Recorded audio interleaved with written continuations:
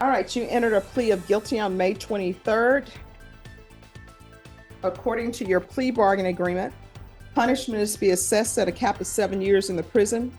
There's a $1,500 fine, and the state is silent on your application. Have both parties had a chance to review the PSI report? We have, Judge. Notice the casual tone? But don't be fooled. This isn't just a friendly chat. In a few moments, the judge will be weighing whether Joshua goes free or spends years behind bars. Any objections to the PSI report from either side? No, Judge. All right. State, you are silent. Defense, do you have any witnesses? Yes, Judge. I would like to call Tony Rosales. All right. If they'll come forward, please. All right, could you raise your right hand for me, please? Do you solemnly swear or affirm the testimony you give will be the truth and nothing but the truth, so help you God? Okay. All right, you can lower your hand, state your name for the record. Antonio Rosales. All right. And Judge, if I could, I guess, kind of give you some backstory, and I'm sure Megan will let me know if I missed any facts. So this incident took place in 2022. My client was a driver of a car. There were several other young men in the car with him with this incident who participated in this. Subsequent to that incident, my client had been, I guess, arrested, and then Mike Beliveau, who had represented him, that charge had been dismissed.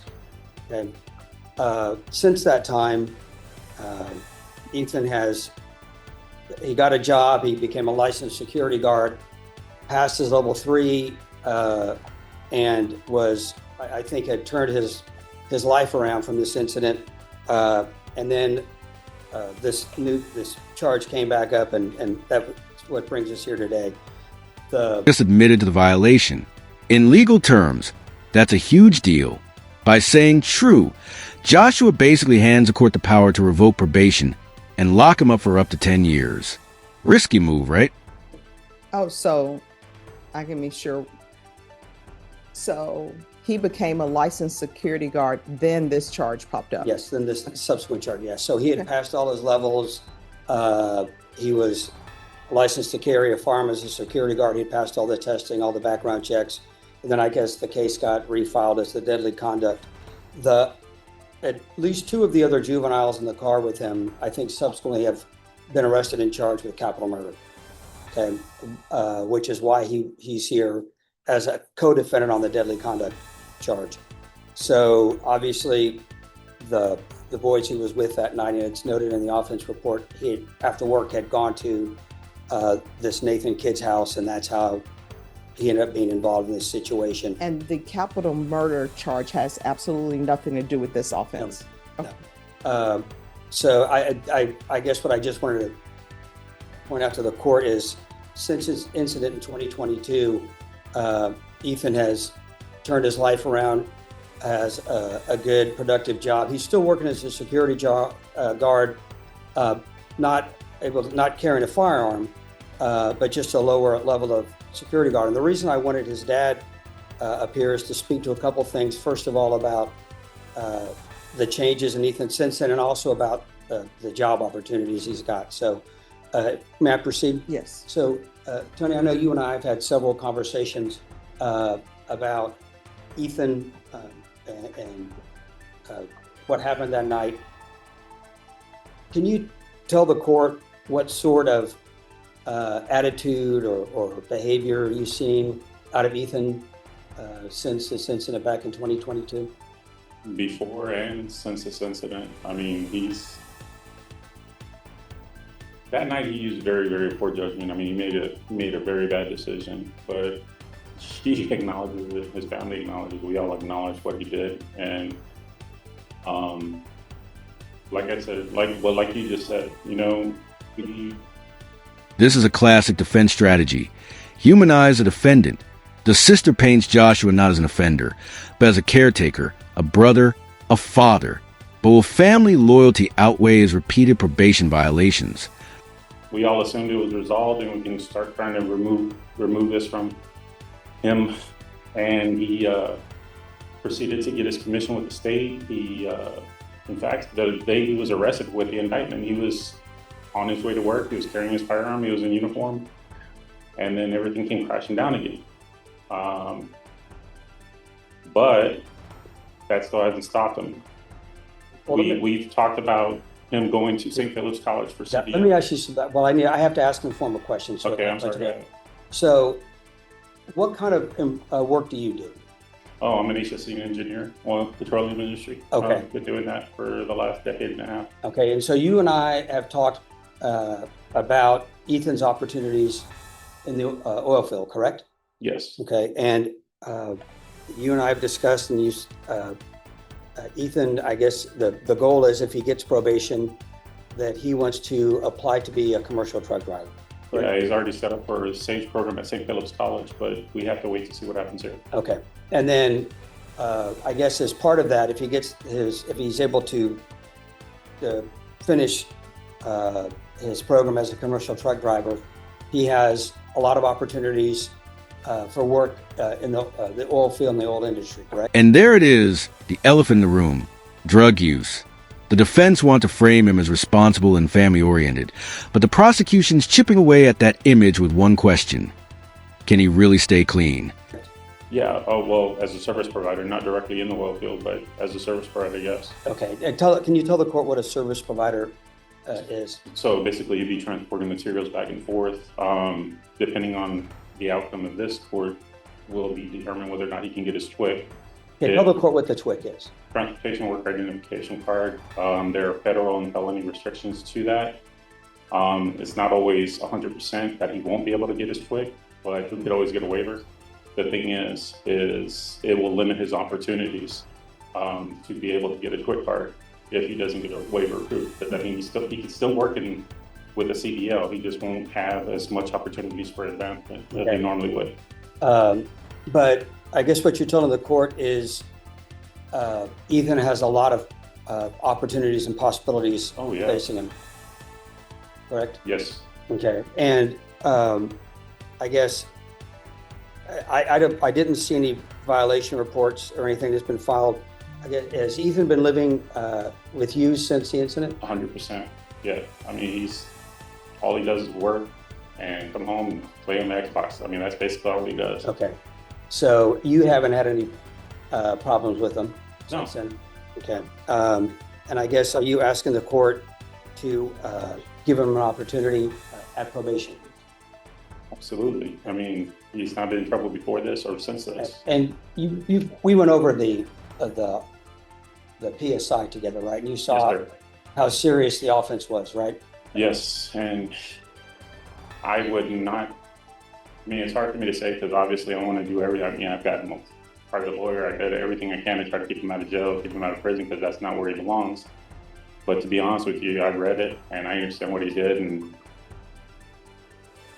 even as his father, I still can't say that I wouldn't have the same feelings or make the same statement that they made in the PSI. Well, I think it's good that you're honest about this situation and recognize the severity of the situation, but also understand that, hopefully, given the opportunity, Ethan can be successful. Yes, sir. Okay, that's all I have, Judge. And Judge, I had given these to Megan. These are just some of his withholding stuff and some of the state licensing stuff. Thank you. All right. That's all I have. May I ask a question? Of course. All right. In regards to this incident, Good one. was he living with you during this time? Yes. All right. And these people he was involved with, did you know them beforehand? No. If I could clarify a little bit. Sure. So This is a turning point. The defense says Joshua is finally ready to change, motivated by his kids. But here's the question. Why should the court believe him now, after 3 violations? military, firefighter, paramedic, and then I went into the oil field patrolling. But prior to COVID, and actually up past COVID, I worked overseas, Venezuela, Africa, Mozambique. So I was gone quite a bit. So he predominantly stayed with me when I was in country, which was for 3 weeks at a time, every other month. But the rest of the time he stayed with his mother on that side of town. So yes, he had those friends and everything happened on the west side of town, southwest side of town. I live on going towards Florida off of 181. Since this incident, I've been home 100% of the time. I work in West Texas now. And yes, he lives with me 100% of the time now. So I'm not saying this is an excuse, because it's definitely not an excuse. I was absent a lot with him growing up because I was overseas, but it's not an excuse because I was still there every other month and spent a lot of quality time with him. It might not have been quantity, but it was quality time for him to know that this was not what he should have done. But yes, now I'm with him 100%, or rather he's with me 100% of the time. All right. And did he talk to you about this incident Yes. immediately thereafter? No, it took some prodding. I mean, more so because he felt when he did break down, you know, you could tell that he was more ashamed of the fact that he did something that he let me down. I not necessarily overbearing, but the military and then our paramedic, and I've kind of a little bit. Intro, and boom, that's the gavel moment. Figuratively, at least, the judge is signaling that Joshua's chances are all but gone. When a judge says, "There's nothing I can do," it usually means game over. Structured a little bit when I was with my kids, both my kids. And so when he did break down and let me know about everything that happened, obviously, I told him we need to do something about it. And in 2023, when we thought it was going to all be resolved in December, January with Michael, yeah, we said, okay, let's get back on track. And we spent the time and paid the money for him to get his commission with the state and, you know, follow and work because his mother's commissioned as well. And so that's what you want to do, that's fine. But we need to figure out the job. We need to figure out a career. And so we've been talking about the CEO and him getting with me in the oil field and trying to get away from him. And he has not been with those friends, or well, obviously because they're locked up, but he's not been involved with anybody on that side of town since. All right. Thank you. Any other questions? No, Judge. And I know you're silent, but any questions about? I know you stated that you understand. So did you view the police reports in this case or? Not since the incident, yes, Okay. but not obviously when he was arrested. Okay. So, you understand that your son made an agreement with these individuals. So these individuals told him, hey, this is what we're going to go do. And your son agreed to go with them. You understand that? So, yes, And your son did fire his firearm into that house. yes, he did. And it was occupied by multiple people. There were two 2-year-olds inside that home. Yeah, and I told him, despite the fact that they didn't believe anybody was there, you still fired. Yes. And besides the two 2-year-olds that were there were other adult individuals in the home as well. You understand that? Yes, Okay. And one of the victims describes that there were over 200 bullet holes inside her home. You understand that? yes, Okay. And your son was aware of this and agreed to engage in this type of conduct back in 2022. from what I understand, and only from my son's recollection, is that he didn't think it was going to be all what it ended up becoming. Yes, he knew what they were going to go do, but he didn't believe it was going to be as impactful as it was. So I guess, to my understanding, he just didn't believe that the home was occupied, but he understood that he was. Yeah, but he didn't understand that they were going to do as much damage as they ended up doing. Okay, but he still engaged Yes. shooting the firearm. Yes. He passed away. So. Have any other questions? All right. Thank you so much. And thank you for giving me some insights into your son. Thank you. So, Any other witnesses?